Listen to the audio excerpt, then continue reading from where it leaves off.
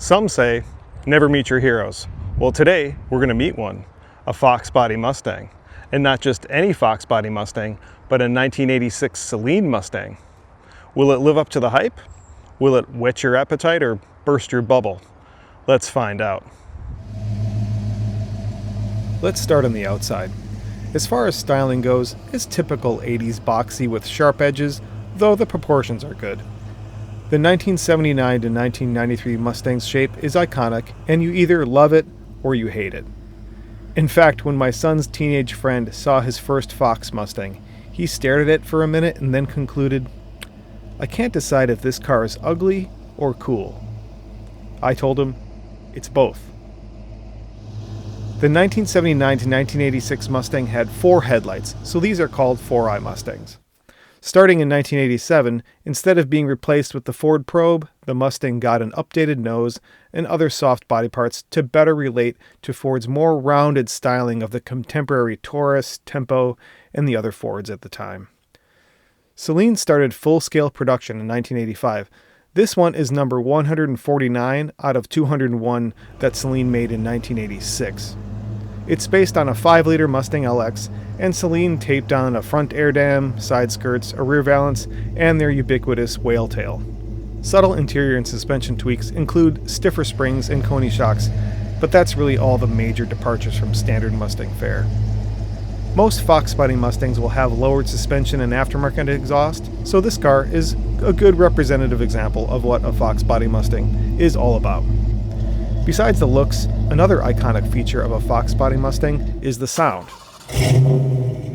A set of 2-chamber Flowmaster mufflers gives the Foxbody Mustang its iconic booming sound.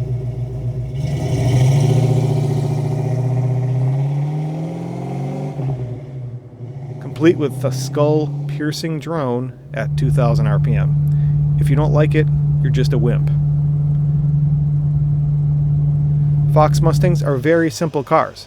The engine compartment is basic and everything is pretty easy to fix, which is good because these cars are old and you're going to be in here a lot. V8 Foxes have Ford's sturdy 302 cubic inch small block. These are designated as high output, but that's all relative. Stock, these engines have about 200 horsepower, which means that a modern minivan will give this car a run for its money. Let's talk about what a Foxbody Mustang is like to drive.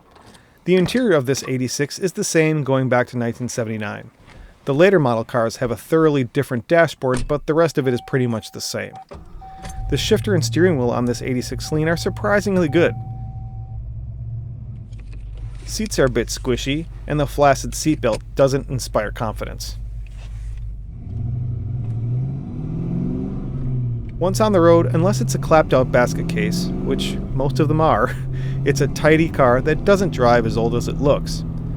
While built and designed better than some of the other domestic cars of the era, they're just not as well done as their contemporary Japanese counterparts.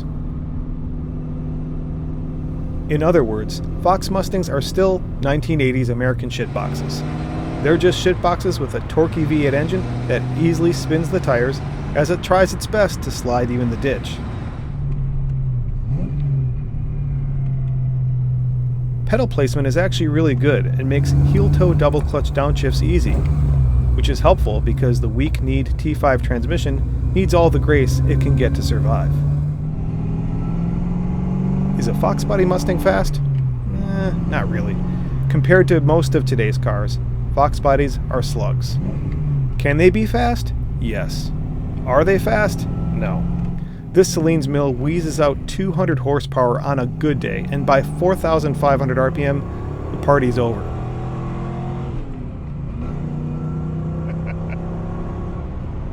That's why centrifugal superchargers that make more boost as RPMs increase were so popular on these cars.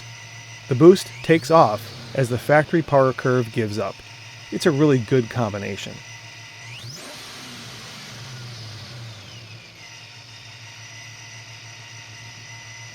The one bright spot is how responsive these engines are.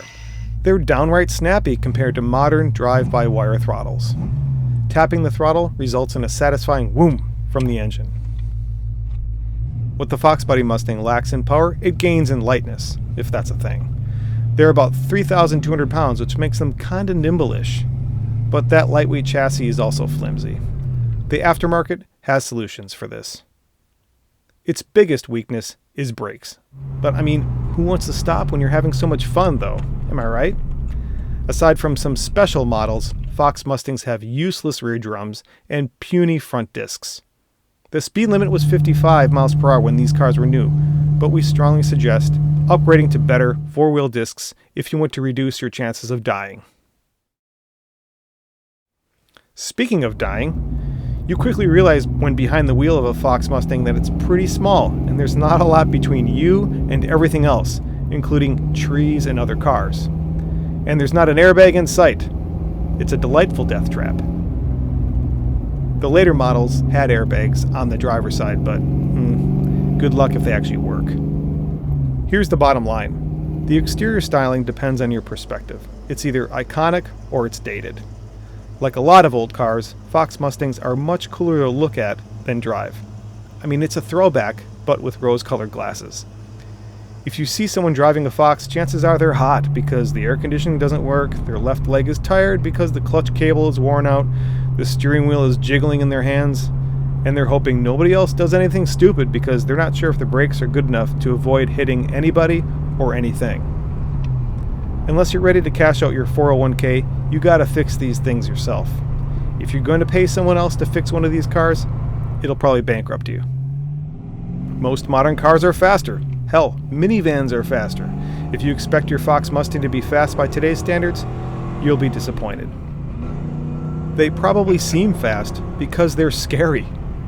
Wonky handling at the limit, sketchy brakes, and lower safety standards mean that on roads clogged with drivers staring at their phones, a Fox Mustang can be a rolling coffin. But hey, it's a rolling coffin that looks and sounds awesome.